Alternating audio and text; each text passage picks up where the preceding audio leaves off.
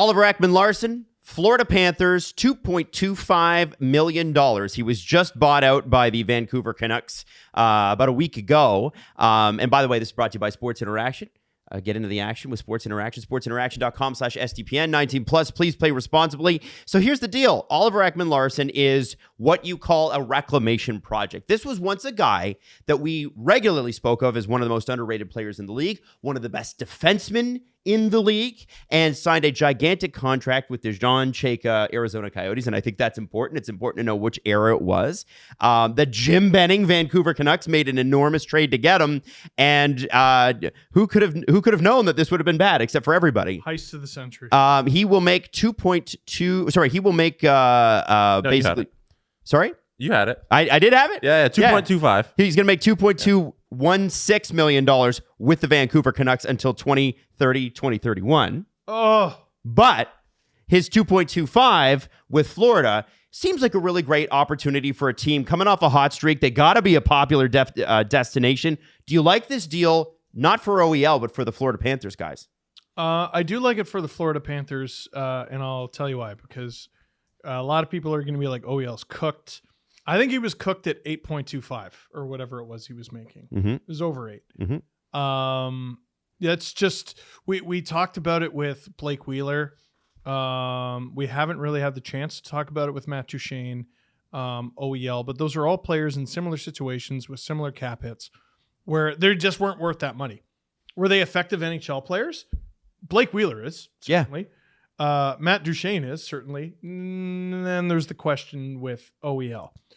But what team in the NHL has had better luck with reclamation projects over the last 3 years than the Florida Panthers? I mean, okay, name the names that you're talking about. They've resurrected some wild careers. Sam Bennett couldn't get into Calgary's lineup. Now he's a huge difference maker for them. Carter Verhaeghe could barely get into Tampa's lineup, even though he was emerging. And they gave him a home. What about Anthony Duclair? Anthony Duclair, thank you, is a very good one, and he should probably get paid today. Mm-hmm. And they found uses for Eric Stahl, who I thought was pretty much cooked, and Mark Stahl played a way bigger role on the Florida Panthers than I think any of us thought he would. Should they go out and try to get an upgrade on him? Yes, and I think they did with Oliver Ekman-Larsson. But he has some things to prove. Very low risk. Jesse, how do you see Oliver Ekman-Larsson fitting into this lineup with Forsling, Ekblad, Montour?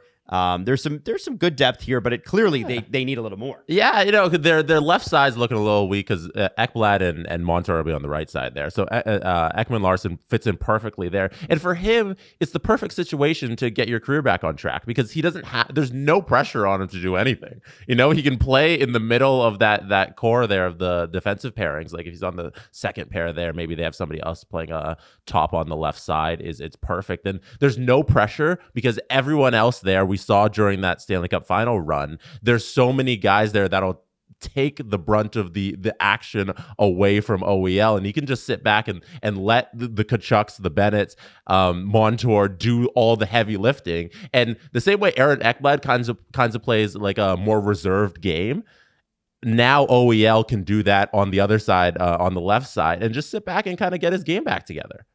I think there is a ton of opportunity when you have a quote-unquote reclamation project. And Steve, you talk about the Florida Panthers and giving people those opportunities. The Leafs, when they were bad, really bad, pre-Matthews, were really good at this, right? You bring these guys in on cheap 1 or 2 year deals. You you expose them, and then for the Leafs, it was trade them away for draft picks at that point. That's the difference. But I think OEL, if things go well, I hear that Florida's really nice in December, January, and February. Seems like a really good fit for him. And another name that might come up for the Florida Panthers, and we don't know yet because it has not been announced, potentially Blake Wheeler.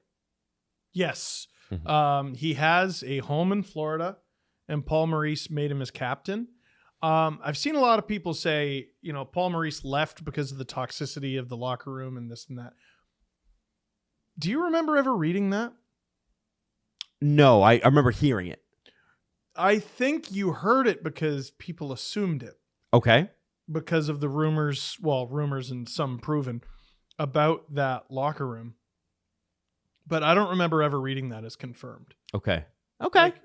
Paul Maurice didn't strip him of the captaincy. Rick No, he Bowness didn't. did. He did. You're right. You're right. So everyone out there making that assumption, I'm not even saying you're wrong. Mm-hmm. It's actually a somewhat logical assumption, and that's why you made it. Where'd you get it from? That's a good question.